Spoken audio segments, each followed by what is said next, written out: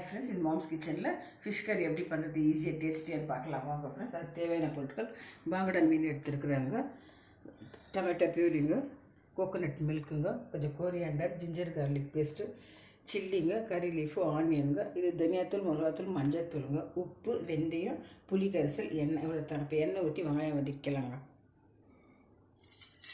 இப்போ மசாலா போட்டு கொஞ்சம் ஃப்ரை பண்ணிக்கலாங்க. வதங்கிடுச்சுங்க. டொமேட்டோ பியூரி போட்டுக்கலாங்க. கொஞ்சம் தேங்காய் பால் ஊற்றி ஒரு 5 நிமிஷம் கொதிக்க வச்சுக்கலாங்க. வச்சுருச்சுங்க ஃப்ரெண்ட்ஸ். மீன் போட்டுக்கலாங்க. மீன் போட்டு கோரியாண்டர் லீஃபு, கறி லீஃப் எல்லாம் இப்போ போட்டுக்கலாங்க. இப்போ பச்சை கருவேப்பிலை போட்டால் அந்த ஸ்மெல்லு ரொம்ப நல்லாயிருக்குங்க. கொஞ்சம் கோரியாண்டர் லீஃப் போட்டு ஒரு 5 நிமிஷம் பக்கத்தில் உளுந்து வெந்தயம் வறுத்துக்கலாங்க. வச்சுருச்சுங்க. பக்கத்தில் வெந்தயம் வறுத்து போட்டுக்கோங்க.